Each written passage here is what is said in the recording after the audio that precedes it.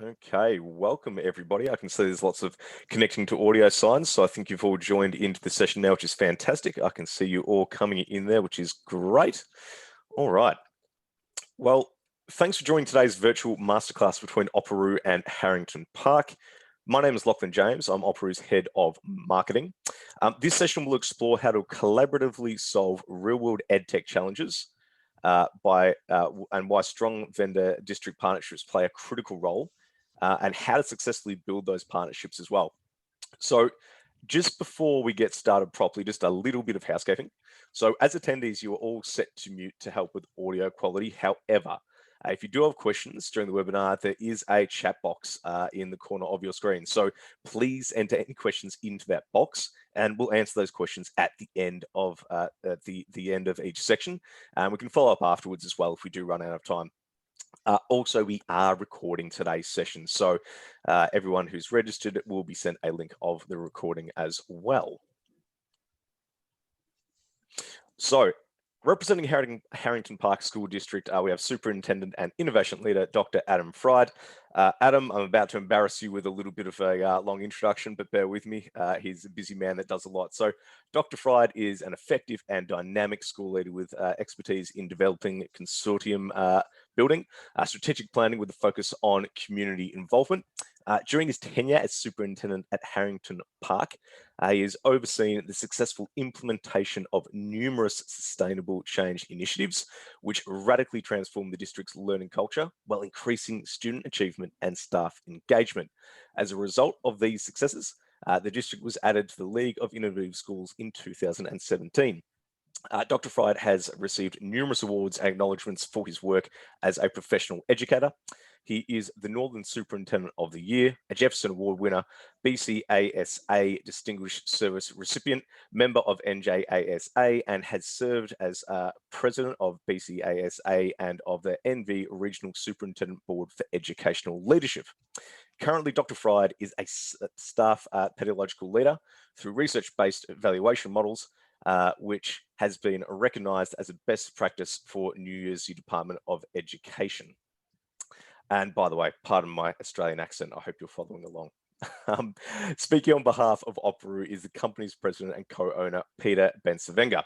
Now, before joining EdTech startup Operu and introducing the solution to New York City and the broader US market, Peter was the founder and CEO of education software company Datacation, which he started in 2009. Datacation grew quickly from usage in just 5 New York City schools to over 700 New York schools and hundreds of districts in just 6 years. In September 2015, Datacation merged with Longleaf Solutions to form IO Education, where Peter worked as the chief academic officer. Before becoming an EdTech entrepreneur, Peter was a technology coordinator for the New York City Department of Education, where he worked for over 16 years. Peter also serves on the board and is a trusted advisor to several education organizations, including the Writing Revolution, and holds a master's degree from the New York Institute of Technology. So thank you for bearing with me with those long introductions, but both Adam and Peter have done a lot, as you can tell.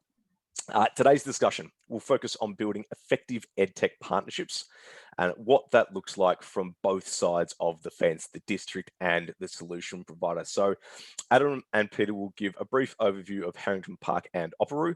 Then they'll unpack the elements critical to forming successful vendor-district partnerships. And after each section, we'll make time for a few minutes of Q&A to keep the session as interactive as possible. So throughout each session, if you've got some questions, keep bringing them into that chat box and we'll get to them. Okay, fantastic. Now, I'm going to turn the session over to Adam and Peter. Adam, can you kick us off with a quick overview of Harrington Park School District? Sure, absolutely. So I'm Adam Fried. I'm the superintendent at Harrington Park. I've been there for going on 15 years. And for those of you that know the superintendency and you know what it's like to be a superintendent in the state of New Jersey, average lifespan is just over 2 years. So doing okay, a little bit like Bigfoot, as I like to call it, you know. But we are like a typical New Jersey school district, a pre-K through 8 district. We have just about 650 kids at this point, just over 100 staff. We are part of a regional consortium that's been around for over 50 years. which is part of our sister schools. There's 7 of us. We write curriculum together. We coordinate with special ed together, transportation. Um, but at the end of the day, as a district, we are always kind of thinking ahead and trying to look to leverage our relationships with ed tech. And what we did was a couple of years ago was create this model of learning and growing together. So hopefully today, as we're kind of going through this, uh, you know, this conversation, we're going to kind of get to that piece. As I like to say, performance, academics, who we are is important, but at the end of the day, if our kids and our staff aren't growing, um, I'm an old science teacher, right? There's a piece there, evolution. So we either evolve or die. So that's kind of what Harrington Park lives for and is all about. So that's us. All right, fantastic. And Peter, do you want to give a bit of introduction to Operoo for the folks on the call? Sure, I will. Thanks, Lachlan. Appreciate it. Peter Benzavanga, president of Operoo, and we look at a very particular pain point of how to actually support districts in operational inefficiencies so that every dollar and every minute is used to the child's education. And as my first company was around academics and teacher management, and when IO Education was sold to Illuminate, and which was a great exit for us and a great place, a great home for a company that I founded. I was looking at the next pain point, and coming from the parent perspective, I was getting all of these forms at the bottom of my child's backpack every single day, and trying to pull out, being a New York City parent, trying to pull out these forms and field trips and all this management. And I said, this is crazy that we're still dealing with this pain, both from a staff side and a parent side, that paperwork is flowing through actual hand still. And when we started sitting down with principals and teachers and superintendents, it was much more about the paper. It was around the workflow management of that paper. It wasn't the paper that was even the bigger problem. Started to look at a workflow management solution. And going into that, I went looking for great companies that were doing this work, and found a few, partnered up with a company at that time was called CareMonkey. I led an investment around to actually say, I love what you're doing, and I want to bring this product and scale it, and really work to solve this pain point of, as you could see, the workflow that Lachlan has put up on the screen is like taking that workflow management to make sure that we are meeting users where they work, right? Both the teacher, both the superintendent, and the parents, where everything has to be on digital devices, everything has to follow workflows, automating these communications, and making sure that we are working closely with superintendents to solve this problem of workflow management. A lot of companies are focusing on academics and content, and we did that, and we had great success doing that. And those companies are really, really important. But we need a lot more companies in workflow compliance space of what districts are doing at the back end infrastructure to really support operations that are happening on a day-to-day. And there's so many operational inefficiencies that's where we came front and center for Operoo. Absolutely. Thank you, Peter. So, Adam, before we dive into the 5 steps for creating successful district vendor partnerships, can you just talk a little bit about, I guess, the work that Harrington Park and Operoo are currently undertaking together, in order to digitize, streamline, and automate sort of, day-to-day operational tasks? And can you talk about what's been important to you in that journey to date as well? And I've got a couple of points that we talked about when we were prepping for this on this slide. So if you could give that some context, that would be fantastic. 100%. So part of how we work as a district, and again, this is similar to what a lot of New Jersey school districts are going to look like. We're able to pivot, as I like to say, rather quickly, right? And our whole thought process around Aparu and the relationship we have with Peter and his team was our ability to pivot away from things that we were currently doing. And really what we were looking to do is a couple of things, actually three in particular. One was obviously the idea of building a relationship. We find that a critical component for us.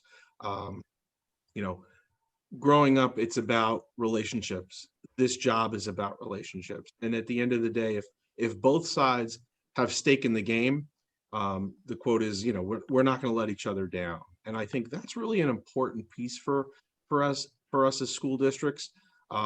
Sometimes we get very afraid of those things, and getting deeper into the water. And what we do is we look for a legacy provider to do something. At the end of the day, then you just become number 12 or 14 on the bakery line. And I don't think that's what we were looking for, because at the end of the day, what Peter obviously will get much deeper into it is this is a shift. This is a quantum shift in some ways, even though it's very simplistic, right? Look around, look on any soccer game, any softball, baseball game. You are literally sitting there watching parents squeeze in the forms on their phone, right?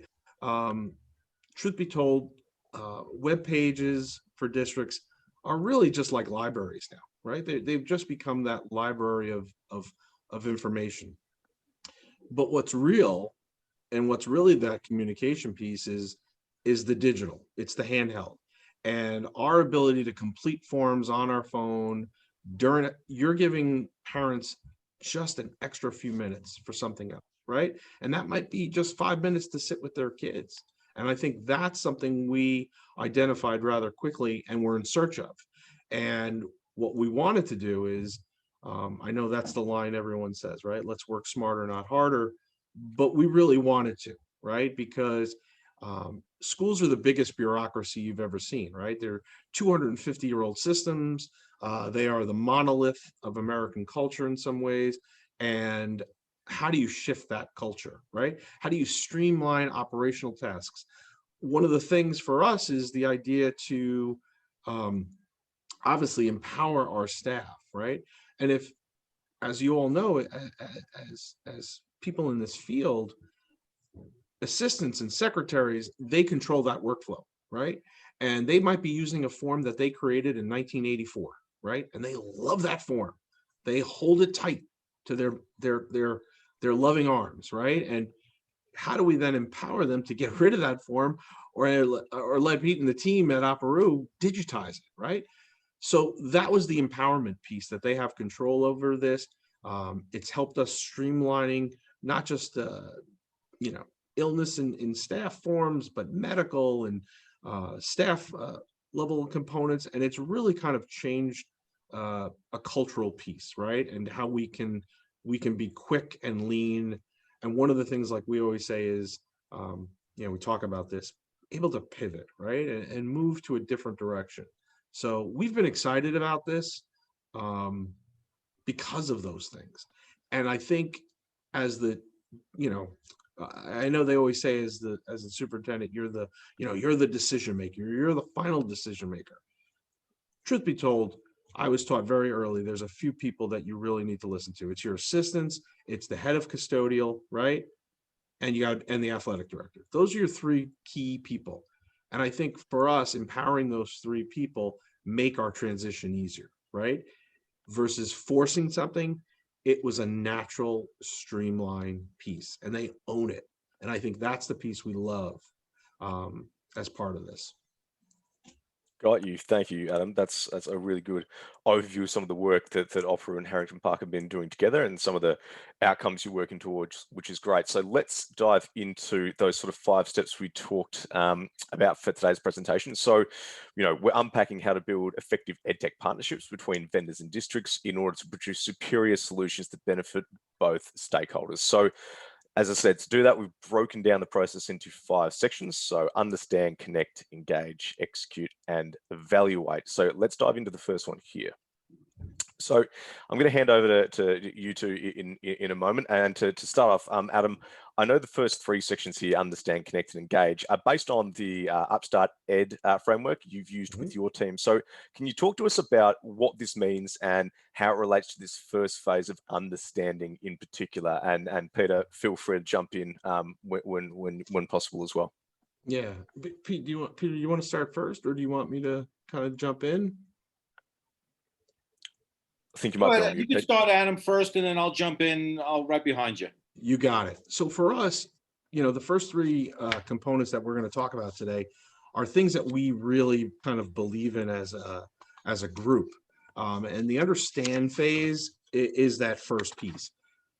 For us, it's an understanding of school, right? And as an ed tech company, for some of us, how do we understand school? Or I like to say, how do we speak the language of school, right? How do we identify the things that are critical for us? I lovingly tell a story about an early startup company back in the day. I'm talking about a purchase order, and they looked at me like, "What's that?" And I said, "Listen, just because we're from Jersey doesn't mean we're going to show up at the Vince Lombardi, exit with a bag of cash, right? So your job is to understand better what schools are going through, and I mean in that way is our pain points, right? It's the idea of things that we need, right? I think for you, that's the investigation part. That's the understanding of us, right?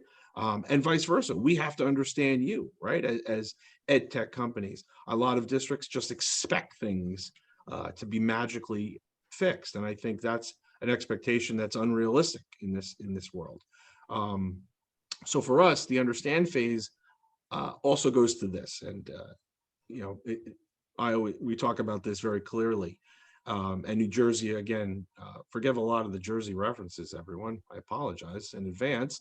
But the idea of New Jersey itself, over 600 plus districts, right? Roughly 400 of those districts are under 2,500 kids.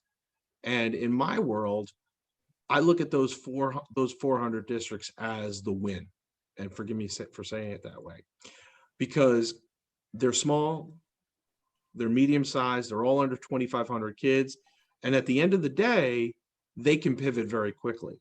And what happens for us is, as ed techs, we go looking for the white whale, I call it, right? We want to get those big districts, right? And you might spend 2 years in a process that ends up where the person you actually even started with isn't even there.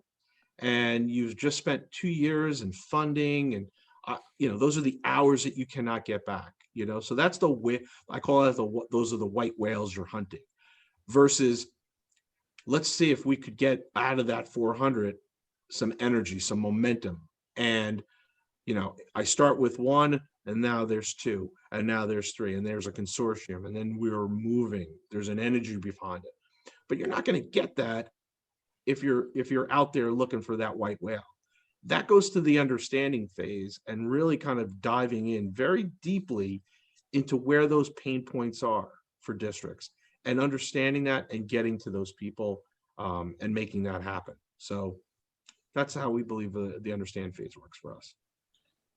That's great, Adam. And to piggyback off of that a little bit, and talking now from the vendor perspective of this, with my first company and being in ed tech now for over 10 years, and actually being a New York City Department of Education teacher, helped 16 years in the classroom, helped really me understand how school districts, principals, superintendents work. And I always recommend, if you are an ed tech firm, to have someone that's been, not someone who's taught for a year or 2 years, someone who's been in the education system. Lean on those people to actually help you, guide you through the process. Because a lot of times technology companies like to use certain words that resonate well, maybe in the PE world, that resonate well in the ed tech world, but do not resonate well in sales and superintendents with principals and districts. Things like disruptive is not something that is really going to resonate well in going into a school district. They don't want to disrupt. They don't, this has been processes that have been in these districts and schools for years and years and years. It's transitioned to where they are at and where to meet them. So one of the things in our understanding process that is developed is that before we even do a sales call with the executive team or with that team, we do a discovery call where I would want more of my team is going to go onto their website, see how they're doing things, see how the processes are working, understand the state, and going in with showing the product, not with a demo, but showing the product with their solutions already in place. And the first conversation that we had with Adam was, let's look at your environment, how your workflow will work in our system, not some random sample district workflow. And it's so important because districts have their processes and they enjoy them. They need to visualize that. So understanding where a district is at and how to get them there, make sure that you have those discovery calls and repeat those discovery calls, because it's not about an implementation call. You don't do any implementations once that's done until the discovery is done. And it's such an important process of a district vendor partnership that you're on the same pain. What is the pain? What is it that you're trying to solve? And how do you want to solve it? Because the product is not the magic bullet if you think it's your way. It's only if it fits within their workflow. And that's something, and really understanding what that district pain is. Even though you might have a preconceived notion, those discovery calls become extremely important as part of the process, and they continue so that it's not a one-stop discovery implementation done. It's a continual discovering process with that district. Yeah. And everyone is different. Yeah. And Peter, just to extend that out just for a half a second, is understand a lot of our lives is fearful, right? As districts, there's so much going on a daily basis for us as districts. There's so much coming at us from, I always like to say that, we're basically like Aztecs. We answer to many gods, right? So, there's so much of that coming through on a daily basis, from, Department of Education down to mayors and council and board of eds and unions and all those discovery calls. And even in, we call it a lab site model, be willing to get into that a little bit versus the idea of the pilot, right? The pilot is one thing.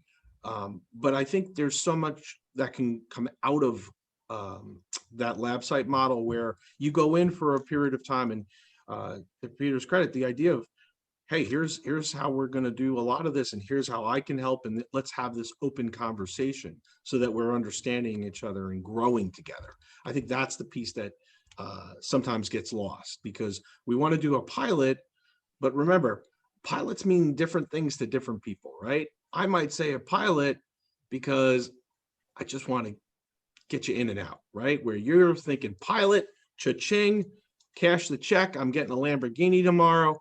And that's not the case. So try to understand that that's also what we're looking at, and how do we build that capacity behind it. Absolutely. So look, at this point, just looking at the clock so we can get through the other steps, we might move on to the next one. But just before we do, I do just want to have the opportunity for anybody to ask any questions about that first section around understand. Again, in that chat panel will be fantastic. There's one up there already, so I'll read that one out. And if anyone has any other questions along the way, please put them into that chat, and we can quickly go through them now with Adam and Peter. So the question I've got here is, if you had to summarize your top 3 strategies for establishing a good fit between a vendor and a district, what would they be?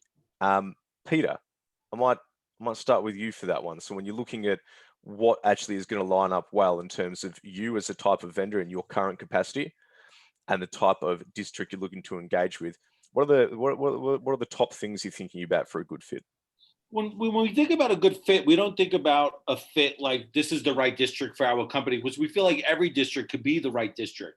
What we look at are what are the things that are going to make it fail, right? And the one thing that we want to establish first is saying, how is this not going to fail? And the first thing that we do with the superintendent is to say, we're going to run this project. You are not going to be the lead on it.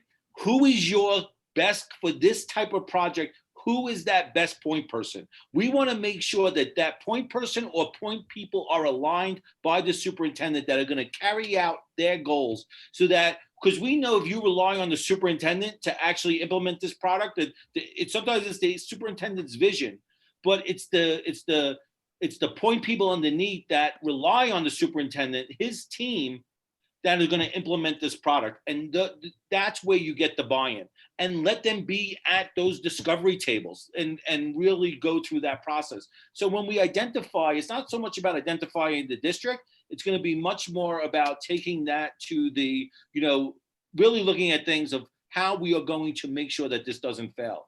And that we understand that this is, and the second piece, and I won't go to this phrase to keep it short so we could definitely cover on, is that knowing that this is a long-term partnership, and a lot of people use that term partnership very, very loosely, but knowing that the district also needs to know that they're going to, I want to do this, I want to do this, I want to do this.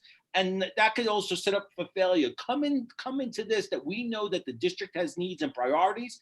And as a vendor, we have to hit those priorities first, that we can't do everything, but let's hit those priorities one at a time to make sure that we're successful in implementation and rollout. Absolutely. And Adam, from the district point of view, did you have sort of a 60-second contribution before you move on to the second phase? Yeah, so just real quick, because we love the lab site model, we're okay with failure. And we actually, from a school perspective, want to reclaim the word. Like, we want to get t-shirts with it, because when you fail, you grow, right? Science teaches us that, right? Like, you're in your lab, you blow something up, you go, you know what, that didn't work, let's go this way. And I have to say, like, the teams that have been most successful are the teams that are okay with failure and are open, right? They're open to this, right? And they're helping my teachers be open to failure.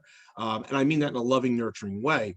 So that's a key component for me when I'm, speaking to these groups and speaking to those teams. I'm looking for that. I'm looking for that kind of, that feeling that I'm getting. And I hate to say it like that, but it's I'm not looking for, again, a legacy provider that puts me in the queue and I'm waiting for, 2 hours. I'm looking for people that are willing to grow and be impactful for us. Absolutely. And Lisa, I've seen your question, but it actually relates very well to our second section. So I'm going to move on to Connect, and then I'll address that I've seen come into the chat. So the second step is about building a connection. We sort of started talking about that in the conversation we just had at the end there anyway. So Adam, when we were preparing for today's presentation, you said that you look at a partnership like I look at my district, we're a family. What did you mean by that, and how does that define the second step in your mind? Yeah, so the connect phase in our mind is that we are a family. We talk about that. We are deeply connected to each other, and I say that very clearly every time we get together, every posting, every thing that we speak about as a district, because we're together a lot, right? Do the minutes and the hours, right? So we better have a clear vision of where we're going. And a lot of times what occurs for groups that are coming in is it becomes this transactional thing. And I jokingly call this the chicken parm, right? When I connect, I'm not looking for you to take us out for dinner or any of that. I don't want any of that, because that's a turnoff for me, right? That means, my father, grew up a long time ago and said to me very clearly, like, if your value is a $14 chicken parm and I can get you for that, what does that say, right? So we don't want that transactional piece, even though I know that that's how this world works right now. But the more that we can build relationship, truth be told, I've known Peter for years, and we've spoken offline and been together at different conferences and really started to build a relationship and a trust, right? This is that thing. So when we connected, it was like, oh, okay, we've already got this in place. And I think that is super important for us, and super important for any district you connect with, because you want that relationship, right? You don't want to just be thrown to the side. You want to be embraced and in part of the culture and a part of what we call the solutions to greatness, right? So when you're building these things, I know there's that propensity to oh, let's do this or buy them that. Stay away from it, right? Just get in there and make good things happen and be a part of a family, right? Like I said, every once in a while a meatball gets thrown, but at the end of the day, you're still a family. You're still going to work on the project that it is and hopefully the mission behind it. So that's the quicken piece of that. Yeah, absolutely. Peter, your thoughts on that? And I'll just mention that you sort of started talking about it before, but the second point that we've got in this slide, and you talked a lot about this when we were sitting down and preparing, you talked about making sure you've got the right people in place on both sides, and you talked about those different levels in terms of someone you can go to for a direct line for a decision versus the people that are going to be, implementing and owning certain sections of a rollout. Can you talk a little bit about that? Yeah, definitely. I think one of the biggest things that we see in our industry are very, very large sales machines that have huge smoke and mirrors and big things and grandiose ideas. And then what we see from that standpoint is a really problem when it goes to execution and implementation and getting the people out there. Now, to do a very specific example is that we have now, as we just started growing the US only in the last 2 years, right, have now done over in the last 12 months have done about $2 million of increased revenue in the US, which is a brand new market. And how many new salespeople have we hired? 0. And the reason why we were able to do that, do you know how many customer success managers we hired? 5.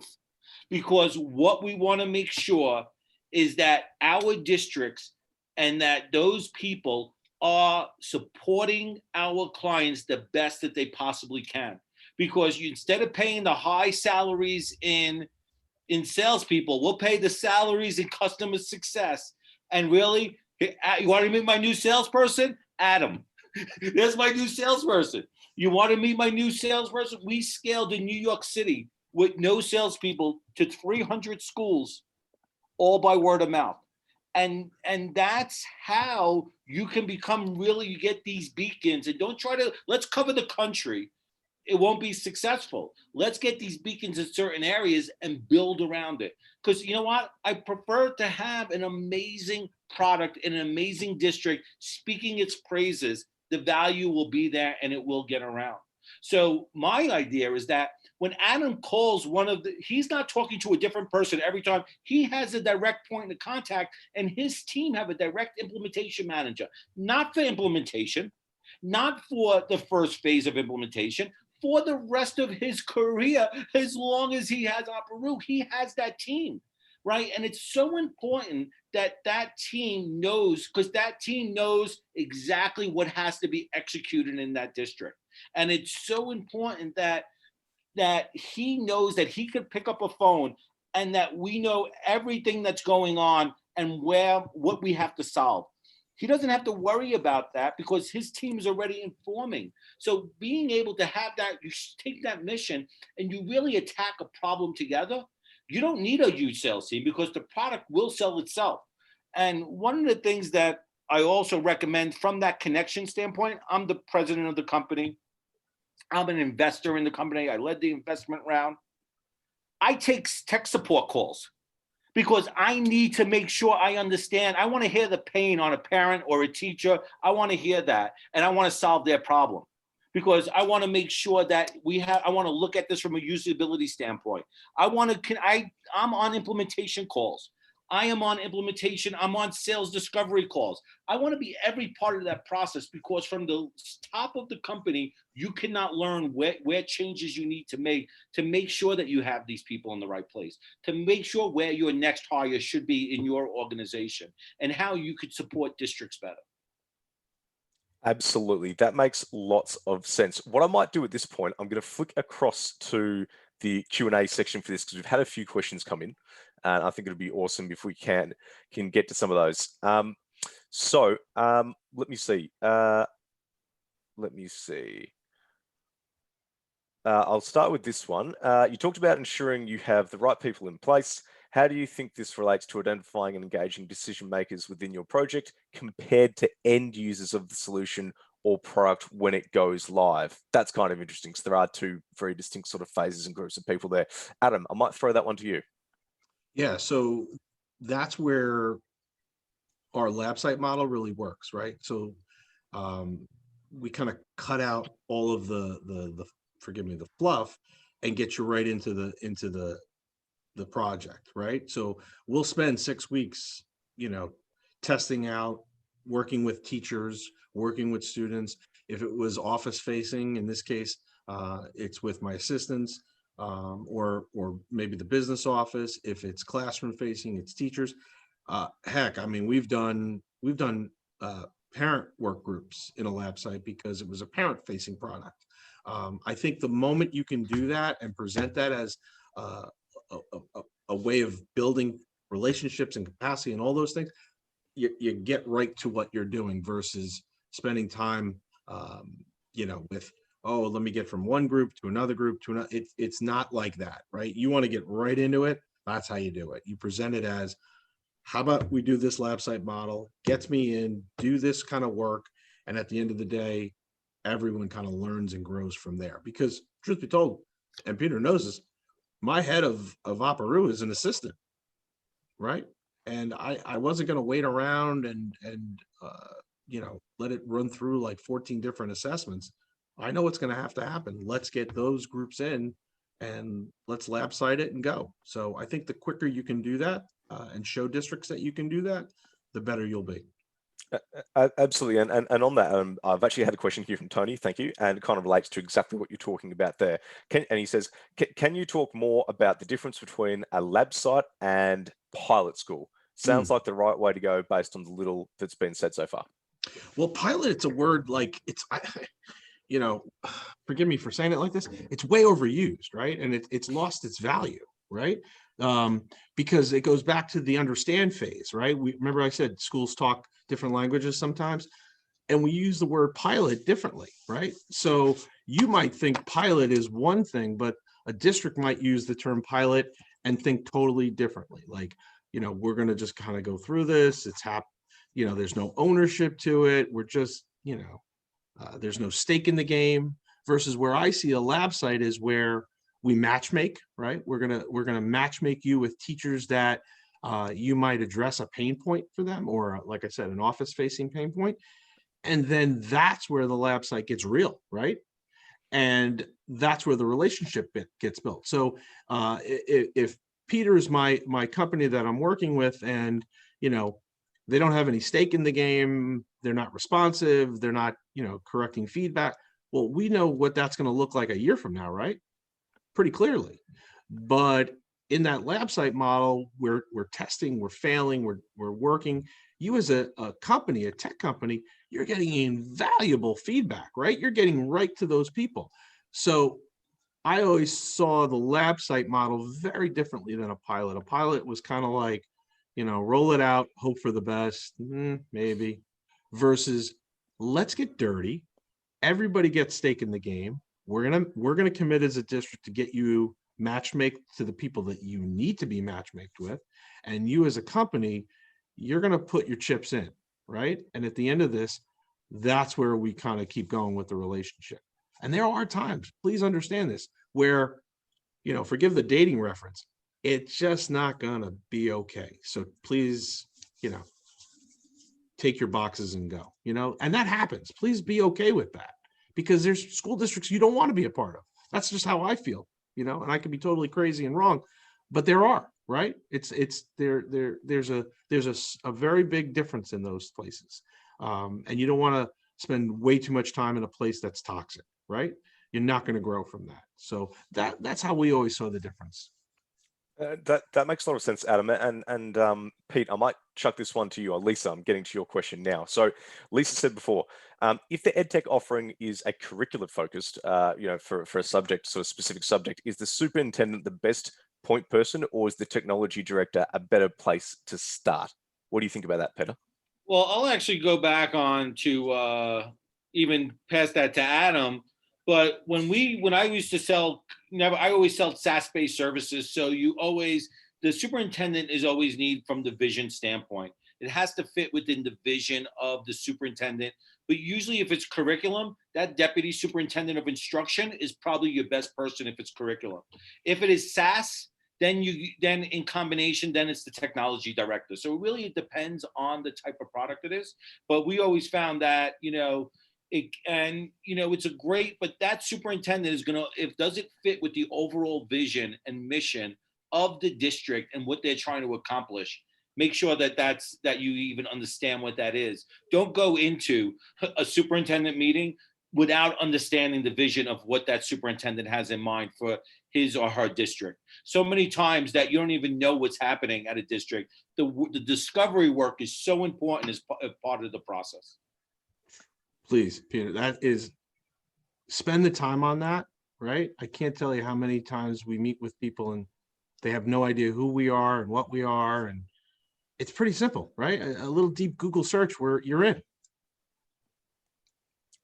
Absolutely. And there's one more quick question. I think the answer to this is quite simple, and then we'll move on to the next section. There's a question that says, how as a vendor do you identify priorities for districts?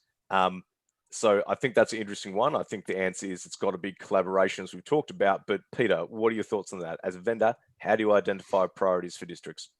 That all comes part of the discovery process. When we actually engaged in a contract, the first thing we do is not implementation. The first thing we do is to make sure we have a discovery meeting with every stakeholder that's going to be involved.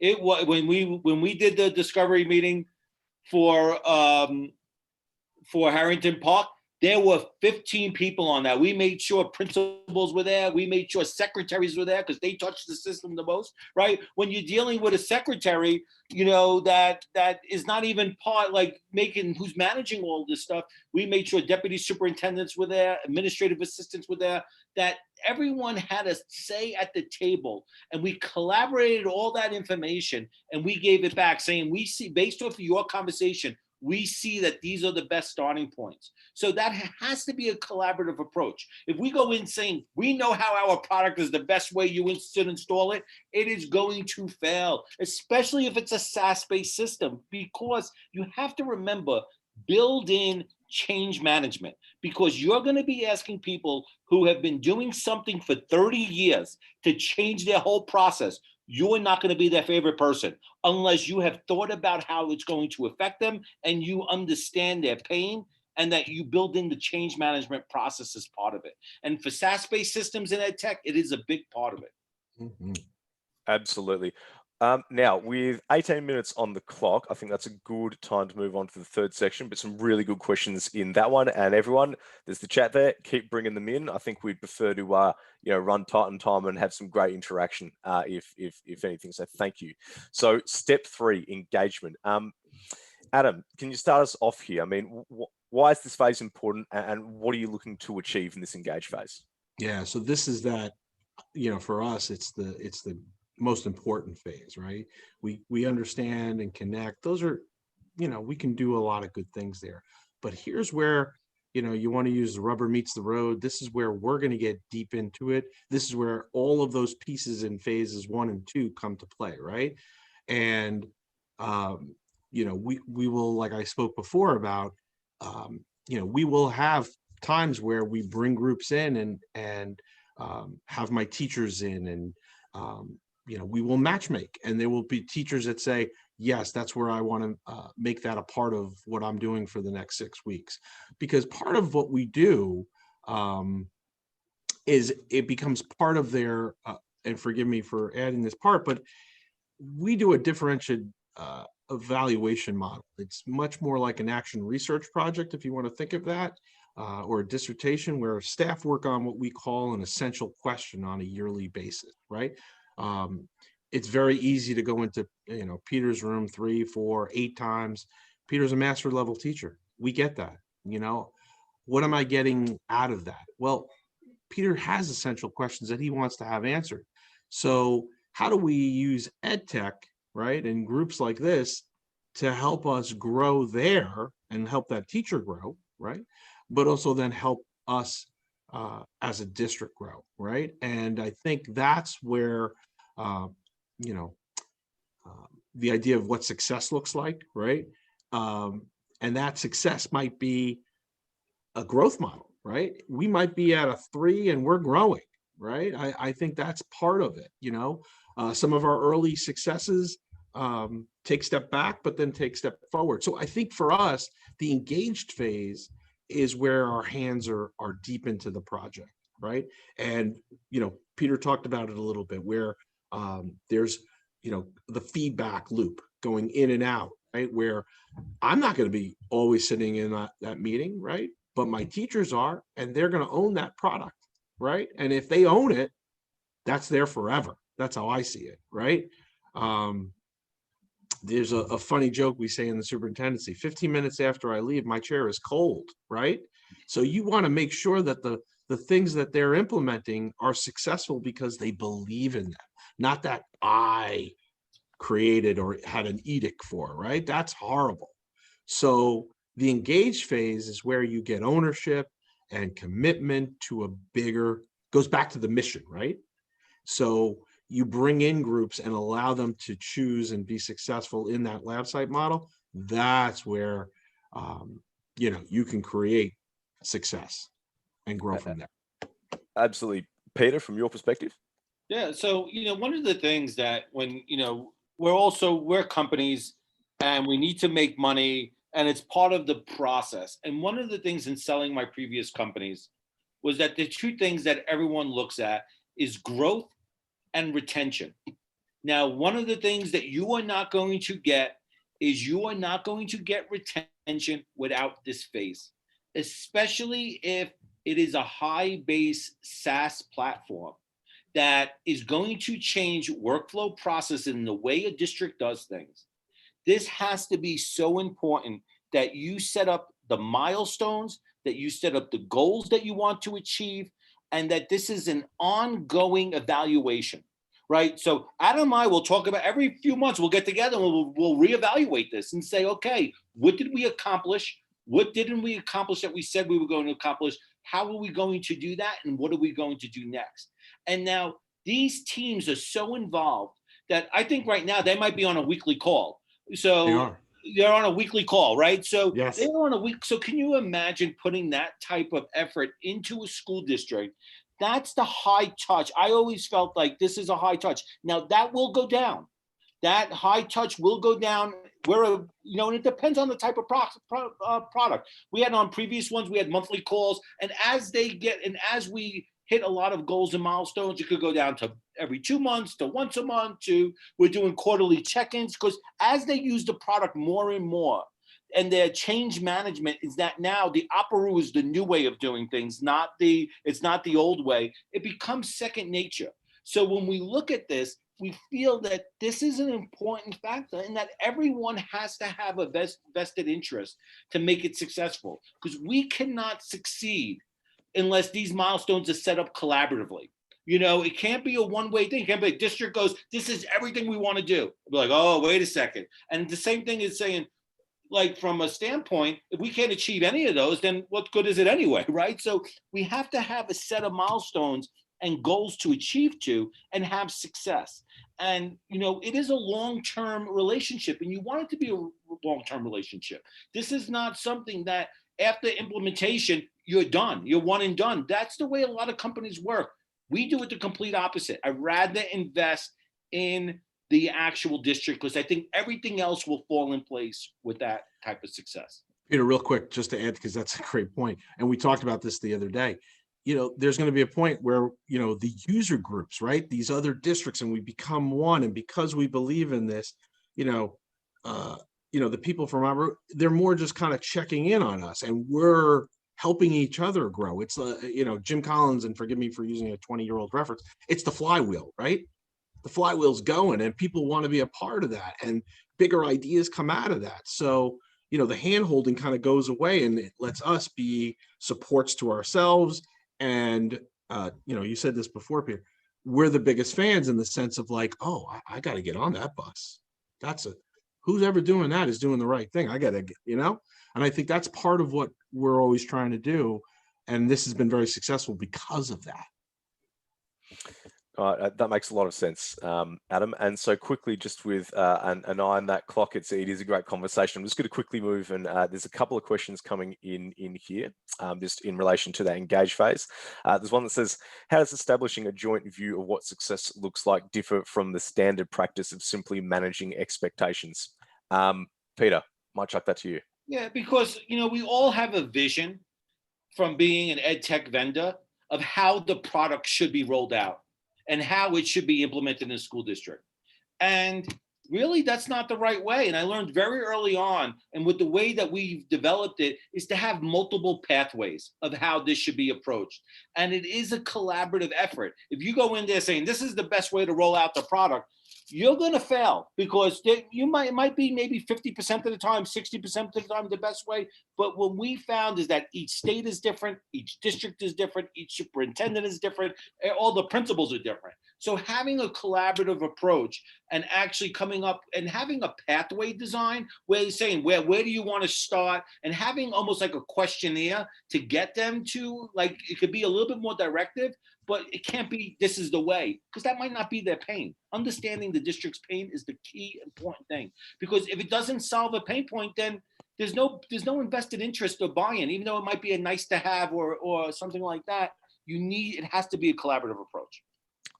Absolutely. And just there's one more question I'll go to very quickly here before we jump into the next section. And the question is, would approaching the State Department of Education be a good approach? Obviously, you can go to school, you can go to district, and then there's that question about going to that level. Adam, you got a really interesting look on your face, so I'm going to throw that to you. No, I don't think it's a good idea. Yeah, and from a vendor standpoint, I'm going to just piggyback on Adam. It's not, the states don't buy products. They don't. It is complete big complex RFPs to go after that. Go to the districts, go to the schools, go to the educational leaders at the district level is your best approach. That's the footwork piece, right? That we talked about before, Peter. Like I was saying, like 400 districts in New Jersey that are under 2,500. You're going to knock on a lot of doors, right? But if you get one, you get two, right? You're gonna go to the DOE, and look, I have tons of friends that work at the DOE, some that don't work at the DOE anymore, because it's a transient world. And Peter's right. You're not going to even get a meeting, because the RFP is a 2-year process and it's going to change, right? And let's just say it out loud. Do you have that much leverage from a state level perspective to get that? Because at the end of the day, it is political at that point, right? And let's just call it that. It's a political animal. I think you do more with knocking on doors, putting in the work, making the connections. Don't say it's a disruptor. Don't shake up the snow globe. No one wants to hear that. And you'll do okay. You'll do great. Absolutely. All right, let's quickly move to step 4. And that was really interesting segue where you're talking about don't be a disruptor, because this is something we've got on this slide. So we're all talking about the execution point here. So Peter, when we were planning this session, you told us about this interesting analogy regarding a Christmas ham. Can you talk us through that now? Yeah. So it's a great little story about this, because I think it's something that when you're working with a school district, it becomes such a, they do things and not sure why they do things. And the best thing I had was an analogy of I'm going to say it as the first person, that my mother would always cook a Christmas ham, and she would cut off the ends of the ham and cook it. And I would say, Mom, why'd you cut off the ends of the ham? And she goes, because that's the way that my mother did it. So go to my grandmother and go to her. Why do you cut off the ends of the ham? And that's because she goes, that's the way my mother did it. And then so she goes, but my great grandmother was dead, but my great Aunt Rose was still alive. I go to great Aunt Rose. I said, well, why did great Grandma Mary cut off the ends of the ham and before she cooked it? And she goes, because she didn't have a pot big enough to fit the ham. So now what we don't understand is that districts have been doing things for such a long time, is that we have to make sure we execute within that practice. You cannot change it overnight. And just a great example, I think it was 1886, the New York State Regents exam has started. Today, we still give the state exam. And it's 130 years later, we haven't changed the state exam. So we're asking districts to actually monumentally change things, meet the districts where they're at. And every district will be at a different place. And you have to understand that if you want to execute, especially something that's going to have to deal with change management, and most SaaS-based platforms and even online curriculum is going to change the way the district is going to do things, you have to make sure that you're meeting them where they're at. And that's why that previous phase is establishing those milestones and goals become important, because they will be different for each district. Absolutely. And Adam, in a minute or two, can you sort of just focus in on that piece where we're talking about don't try and be disruptor? Why don't you want to do that? You know, like, because in a lot of districts, there's a fear-based component to this. You know, Peter just mentioned a lot of our systems, not technology-wise, but the thoughts, the philosophy, they're 200 plus years old, right? I mean, bells still ring. We move the herd, right? It's built into the culture, right? So the idea of and again, I'm the biggest quote unquote disruptor you're going to get, right? I'm going to put a rocket on the top of a building one day. Like, that's just how I live, right? My staff doesn't like that, but heck, we're all part of the same crazy family. But districts don't want that. You got to know that in some ways they're looking for, as Peter described it, help my life get better, right? How do you make my life better today? Does this make it better or not? And that's a truth. I'm going to be that's an honest truth. If you make it better, great. Show me how you're going to do that. If it's not, and I got to do this, and then I'm fixing, Phyllis because she's now upset because, she doesn't even know what Word is, or Google, she'll call it in an app, right? It's the Google. Like, you're in a bad place already. So to end that, like, we always want to be the disruptor, but at the end of the day, we just want to help people get better. Maybe that's the way to say it. Like, I'm here to help you, and I'm here to make your life better. That's how I would say it. Absolutely. Makes a lot of sense. All right. We got a whole 3 minutes. And luckily, in a way, I've been looking carefully at the chat. We haven't had an extra question come through for this one yet. So that probably gives us the flexibility to move on to the final section quickly, where we're talking about evaluating. Adam, when it comes to empowering people to own certain aspects of a shared solution, and deliver fearless feedback, you had a really interesting movie analogy. Can you kick off our discussion around evaluation by explaining that to our listeners? Yeah. What was the movie I was using? Sometimes I talk so fast, I forget my own thoughts. I'm sorry. Yeah, you were talking about being the hero that rides in on a horse with a flaming torch. Thank you. Sorry about that. So the idea of being a school leader and how this works is this analogy. And I teach at a graduate level, and this is some of the things I teach young future administrators. You never want to be the flaming sword person, right? Who rides into battle on the white horse. That guy or gal never makes it in the movie. They usually get whatever. You want to be the wizard, right? And I love that thought of you're pulling things and you're making things happen in all different directions. You're getting people to change and do what we're looking to do around a mission and a vision. And so that's the thought process behind that, right?